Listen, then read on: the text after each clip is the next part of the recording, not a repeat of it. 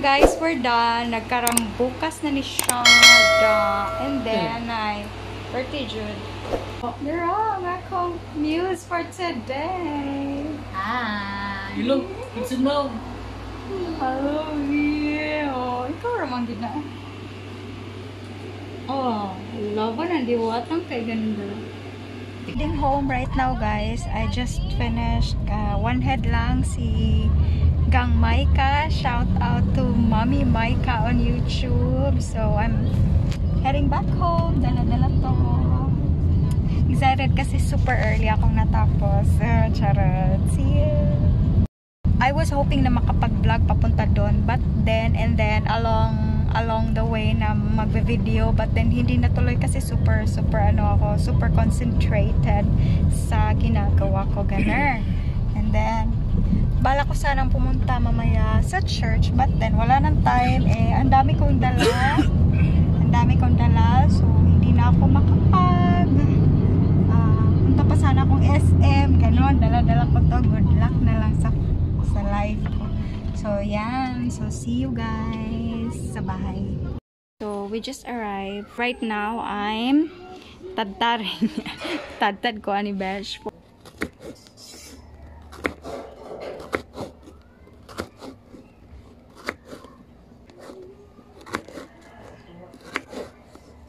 Kuan ako. Okay.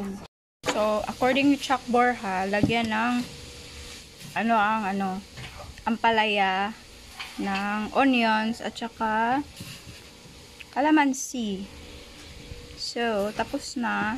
And let's eat, try. Calamansi. Lagyan natin calamansi.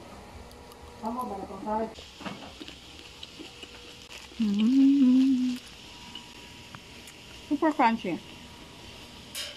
Super crunchy niya. Medyo mapait lang.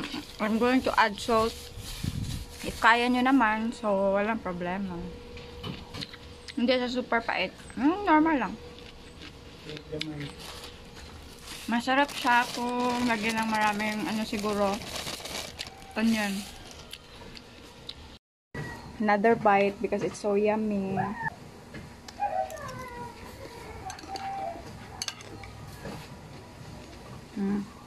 Right now I'm trying to make another DIY headpiece which I made sa katong skull. I'm going to make another one using this, ano ba to? Using cable tires, and I will be using this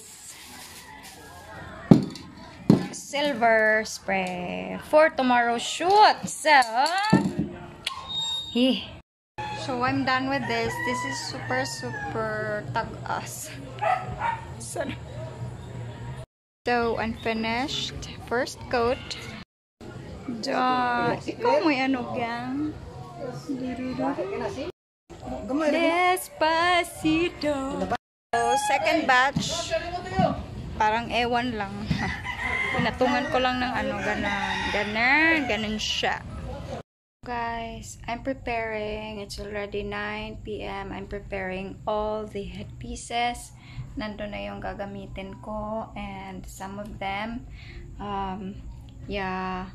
yung makeup okay na, yung mga headpiece na lang, and then it's a wrap. Good night. So thank you so much for being with me today, guys, and I hope that I'll be able to vlog a lot more, and I'm hoping that you will still support me even though konti lang yung na-upload ko, but then hopefully you're still there for me. Soon I will make a video for you. Hopefully I will be able to vlog tomorrow sa mga ganap sa photo shoots.